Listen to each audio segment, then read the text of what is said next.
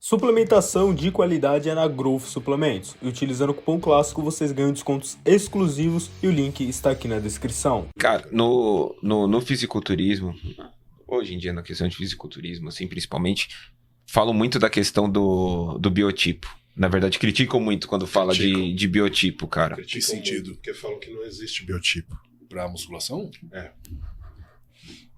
Como assim? Que você não pode definir uma pessoa sendo endo, meso, ecto, não é... Existe tecnicamente uma mistura, né? Então, na verdade, né, existe como você definir que são os critérios Você tem que definir para ver se você tem um padrão original, aquilo que você é. O resto que você ganha não quer dizer que muda a sua morfologia por causa daquilo.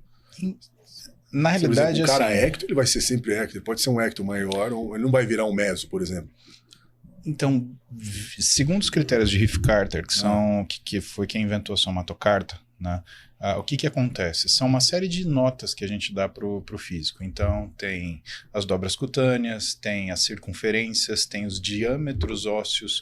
Então, você consegue fazer uma migração leve entre essas formas físicas, né? Mas o que eu acho que é discutível, na verdade, é, por exemplo, que o pessoal fala, um treino para ectomorfo, um treino para mesomorfo, né? E é muito complicado, às vezes...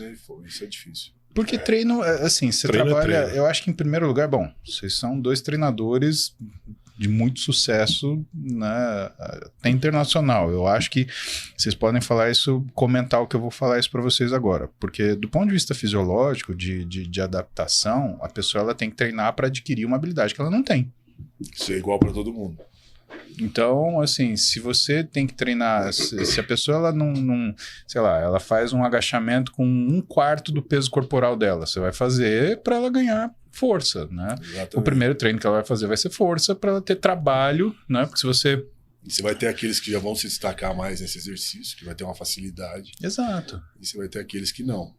A única diferença que a gente tem, né, é que, por exemplo, depois dos 40 anos, a gente começa a ter uma migração de fibra motora e elas vão deixando de ser fibras motoras que vão fazer uma ativação tipo 2B, né, que é uma ativação de força, para uma ativação tipo 1, né? Por isso que você vai ver um monte de velhinho caminhando tranquilo no parque, mas a hora que ele vai levantar da cadeira, por exemplo, ele não tem força nenhuma, né?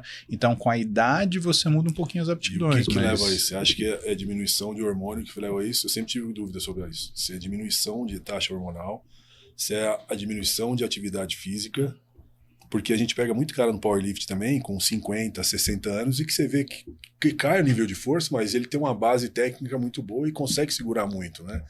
Então, a minha pergunta é essa, que eu sempre tive dúvida. Quando ela sai desse estágio, que começa a ter essa migração, o que está relacionado primeiro? Essa perda de diminuição de fibra é consequência da baixa produção de hormônio com a idade ou o contrário? Então, vamos entender o que acontece no envelhecimento. O envelhecimento, bom, primeiro, a gente atinge a nossa maturidade muscular até os 35 anos de idade. Quem treina, isso acontece antes. Então, você, por exemplo, você começou a treinar muito jovem e, assim, de muita intensidade. Então, provavelmente, na maturidade muscular, você atingiu os seus 22, 23. Você já tinha o músculo preparado, né? Ambos vocês. Concordo. Július, ou Rogérios, Tá Ziades, meu, tanto faz. Vocês. Tá? Agora, sério a conversa, já avacalhou tudo. Aí você dá brecha pra ele começar com as palhaçadas agora. Esquece, agora nem tenta mais falar sério, mano. Júlio, fica quieto. Bem, mas assim, você tem até a os dois levantando o ombrinho assim, ó. É verdade, os dois levantando o ombrinho. Velho, Velho, sério que vocês não são irmãos? Alguma coisa assim, cara. Eu tô começando a ficar preocupado, cara. Sério. Não dá, cara, é sério, se a gente sair junto, cara, vai dar uma confusão, cara. Ziad é legal, cara. Ziad é foda. Eu preciso levar o Júlio pra alguns lugares. Comigo. Você tem certeza? Eu acho que Ziad vai gostar de conhecer alguns lugares que o Júlio não conhece. O Júlio foi para Amsterdã, seria o Júlio Ziad. Isso é uma história. Mas, assim, você tem... Depois vamos falar das viagens. Voltando à maturidade muscular. Primeiro você tem a maturidade muscular, que numa pessoa sedentária, ela é atingida nos 35 anos de idade. E aí você começa um processo de estabilização e depois dos 40, 50, você já começa um processo de declínio, né? Esse declínio, depois dos 50 anos, você espera que você perca pelo menos 1% de massa magra, então, de massa muscular por ano. Esse declínio vem decorrente do quê, principalmente? Então, é aí que tá. Você tem a questão do hormônio. Então isso que eu falo. É perda natural de massa muscular, ou essa perda natural de massa muscular vem por causa da perda do hormônio, da baixa do hormônio? Ou não tem nada a ver uma coisa com a outra? Tem a ver, com certeza tem a ver. É que, assim, eu acredito, na verdade, que tenha situações que são mais predominantes do que outras. Vamos pegar uma pessoa que não tenha nenhum problema para a gente poder falar, né? E que, assim, que não tenha nenhum problema, porque, assim, questões alimentares vão alterar o que é a sua perda de massa. Questões de exercício vão alterar a sua perda de massa, se você já fez antes. Então vamos pegar uma pessoa normal, sedentária, de vida vai alterar. Que é uma pessoa que vai começar a treinar, que é aquela pessoa que gosta de perguntar uma coisa para vocês dois na internet, que é: que eu consigo ganhar massa depois dos 40? Quantas vezes as pessoas perguntam para vocês? É uma insegurança muito grande das pessoas que pensam em começar a treinar depois dos 40 é essa. Será que eu tenho um jeito? Será que eu ainda posso produzir alguma coisa? Então vamos falar dessa pessoa. Essa pessoa, ela vai ter uma queda de mais ou menos 100 nanogramas de testosterona total por década. Tá? Então a gente espera que aos 50 ela tenha, por exemplo, 500. Só que o que representa isso em termos metabólicos? Porque o que é predominante no músculo não é só a capacidade dele fazer força, mas é o quanto ele é alimentado. E a alimentação do músculo depende de estradiol.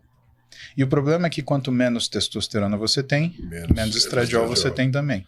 Como o homem ele tem muito menos estradiol do que a mulher, é por isso que a gente vê o homem morrer antes, que a gente chama de causas naturais. Aproveitando essa brecha que você falou de estradiol, explica a relação dele com a recuperação articular e aquilo que a gente estava conversando do carro, de a gente ter mais homens fazendo levantamento terra e rompendo bíceps e não ter casos de mulheres rompendo bíceps fazendo levantamento terra. Então, isso é uma das diferenças interessantes do estradiol.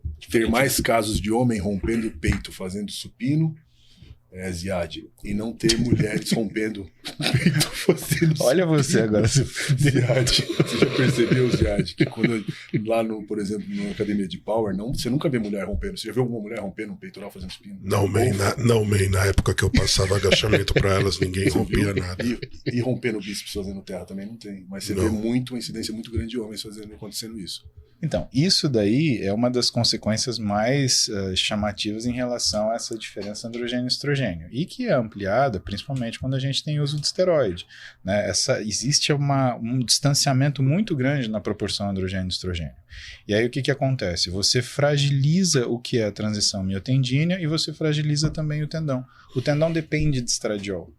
Por isso que é tão comum você ver essas lesões nos esportes. Mas isso também acontece na pessoa que não usa esteroide e que está um pouco mais velha, está nos seus 40, 50 anos. Por isso que também existe um cuidado para trabalhar a pessoa. Essa pessoa, na maioria das vezes, já chega com várias lesões, por exemplo, lesão de joelho, de cotovelo, e nunca treinou, às vezes, só tá embaixo. Não, às vezes faz um joguinho de tênis uma vez por semana, já tá com dor no cotovelo, tô com tênis elbow, né? Quer tentar fazer uma corridinha no final de semana, o joelho já tá machucado. Desgastado. Então, essa desproporção é importante. E por quê, né? Porque o estradiol, ele é o hormônio que cuida do que é a fisiologia energética da célula, ou seja, é a capacidade dela ter energia disponível via mitocôndria. O estradiol é fundamental para a mitocôndria funcionar.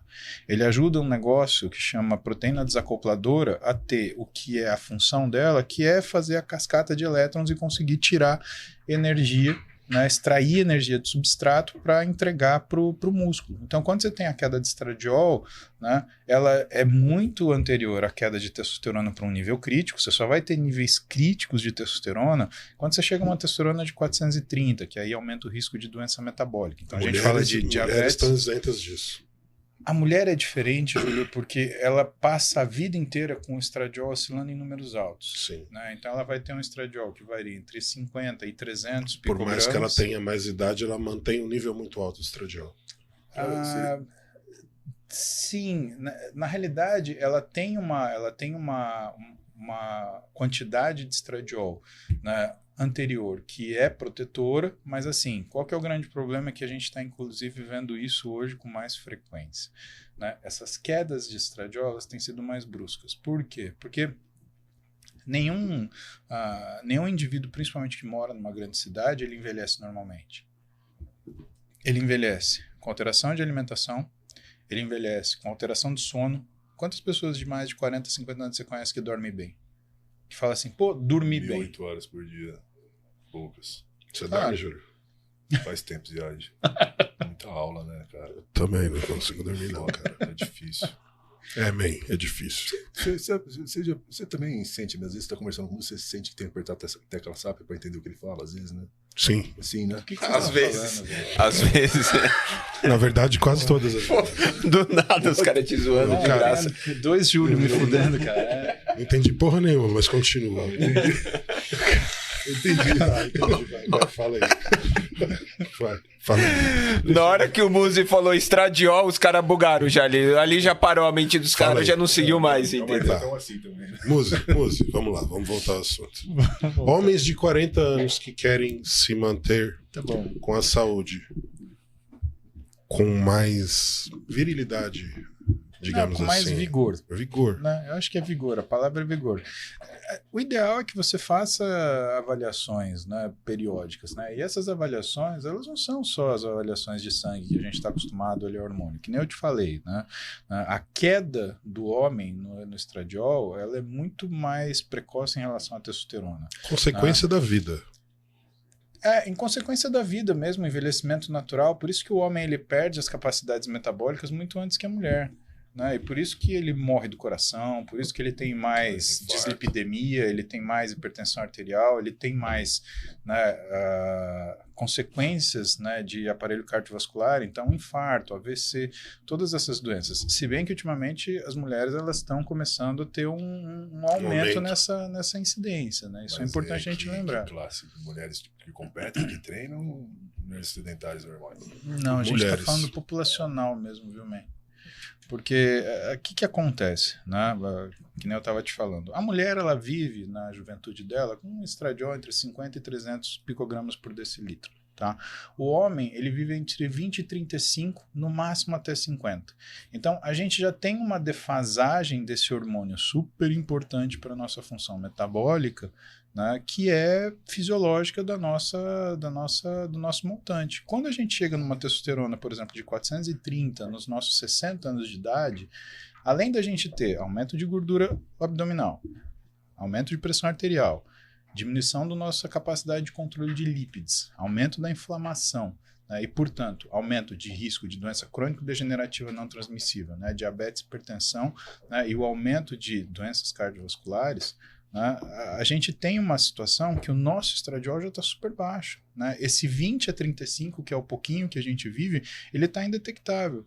Então, o que é complicado explicar no consultório, por exemplo? Eu atendo um homem de 50 anos que nunca treinou, que tem uma alimentação ruim, que sofre de alteração de sono, e ele vem com o exame, e o que o homem olha? Ele olha a testosterona.